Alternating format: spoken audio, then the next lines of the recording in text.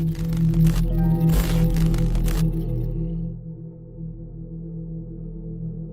the 18th of August 1980, 18-year-old Thomas Cooper and his 16-year-old girlfriend were sitting inside his Holden Kingswood vehicle at Ricketts Point. It's a popular spot in the beachside suburb of Beaumaris, Victoria, in Australia.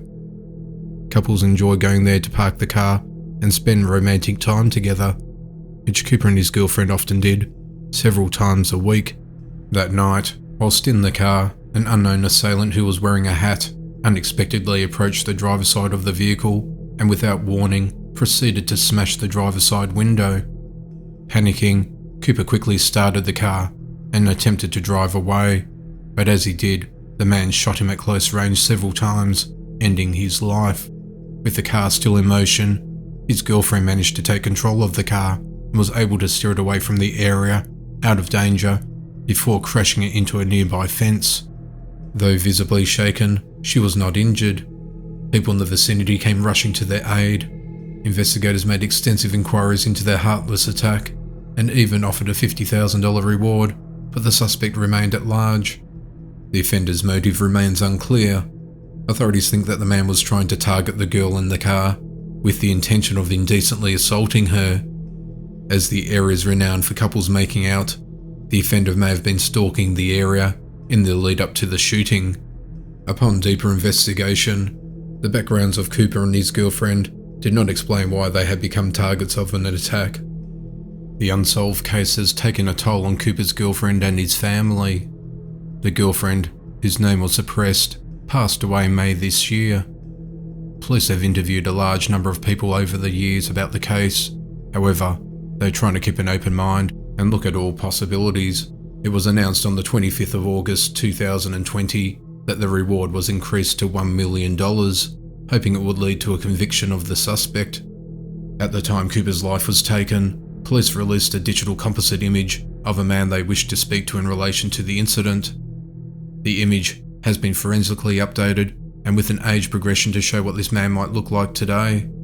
It is believed that the hat was worn as a form of disguise. A special appeal for information was broadcast in the hope of bringing answers to Cooper's family and to bring the offender to justice. On the 22nd of November 1973, Colleen Adams was a 24-year-old woman who lived an isolated life in a modest home in Maitland, which is a small town on South Australia's Yorke Peninsula.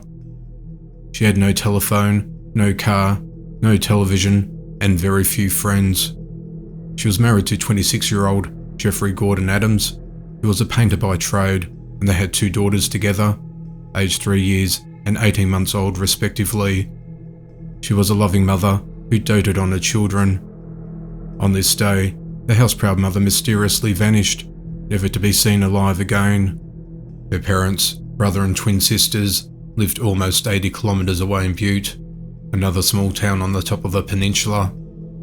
He told everyone that she had walked out on the family and abandoned them. However, the family members remained suspicious. In December of 1973, no one had heard from Colleen, so her mother, Vera Milbank, reported her missing to police.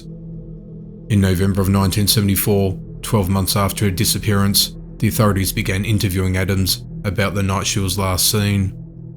He told the police that he got home from a meeting at the Buffalo Lodge and found his wife had packed her bags and was walking out on him and their 2 daughters. As she left, she uttered the words to her daughters, "Goodbye, you little bastards," before she got into a Ford Falcon with a lady that he did not recognise. 5 years later, in late 1979, the case was declared a major crime. There was no contact made and no bank accounts accessed since her disappearance. Adams was interviewed by police 4 times. On the second occasion, he peddled the same story about her walking out and abandoning the family. On the following interview, he started adding more details. That his wife had been suffering from postnatal depression, wanted to live the single life, and her family did not care about her. In April of 1980, Adams was interviewed once again by the authorities, asking him about a $2,000 personal loan he took out to pour a concrete slab in the backyard of his Maitland home, which he no longer lived in, and about his 1977 divorce from his missing wife. Police inquiries into Mrs. Adams' whereabouts hit a wall, There'll be periodic reviews of the matter. The Missing Persons Unit would make some basic inquiries, but there'd be nothing to shed light on where she could be. In 1996, Adams was interviewed for 40 minutes by a journalist for Crime Stoppers episode about missing persons, and again he talked about his wife walking out on her family. During the interview, he said it was natural human instinct that the Maitland community and police suspected him of taking his wife's life. The one who gets left behind is the one who gets the brunt of the blame. That's the biggest punishment for me, and added that a disappearance had haunted him and publicity would remind everybody of the mystery.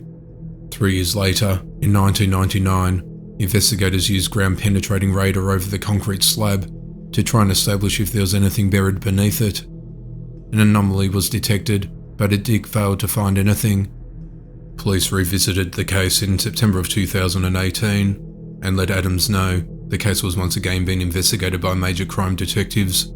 Police spoke to Adams for hours and asked him to go through every detail again. He repeated the same old story. The police told him they were about to rip up the floorboards of his Maitland home, dig up the backyard, and smash apart the concrete slab. Suspicions of Adams had grown, and the media camped outside of his house. Adams started to feel the pressure mounting. At 1:30 p.m, the 72-year-old Adams contacted the police, where he finally confessed to taking his wife's life on the 22nd of November 1973. He explained how he struck her twice across the face with a metal object, leaving her body lying on the kitchen floor overnight, then buried her the next day. His daughters had always felt suspicious of their dad because he never wanted to talk about it. Adams stated to the authorities that another argument just flared up. "I just struck her a bit hard," he explained. She was continuously having a go at him for nothing, yelling and screaming, and it had been going on for too long. Fed up, he got hold of a metal bar and proceeded to strike her in the head. Adams struggled in his confession, adding that it was the hardest thing I've done in my life, having to own up to what he did. In the interview, police spoke to Adams at his Wallaroo home for a few hours before driving him to the Maitland crime scene, where he pointed out exactly where he buried his wife. "It's around here, I think," he told police through tears, pointing to an area of the concrete slab, which was then marked off by an officer using yellow spray paint. Adams repeatedly told police he was sorry as they walked around the Maitland property. They reached the spot where she was buried and unearthed her skeletal remains. It was the same spot where the 1999 dig was, but they initially hadn't dug deep enough. Adams was arrested, but he attested that the act was not deliberate or premeditated, but in the heat of the moment, out of anger and frustration. In court, he used several witnesses' statements, one from a doctor, stating that Mrs. Adams did in fact suffer from a pattern of depression from 1967 right up to her disappearance. The other two were from a man and a woman who had known Mrs. Adams, saying that she had a bad temper and that Mr. Adams never caused any problems. For 45 years, Adams painted a picture of his wife as an unloving and mentally unstable woman that had taken off and deserted her children, when in fact, he was hiding this dark secret all this time.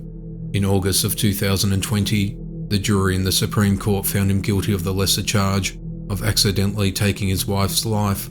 The revelation provides closure for Mrs. Adams's family, who can now mourn her loss and find a way to heal through this.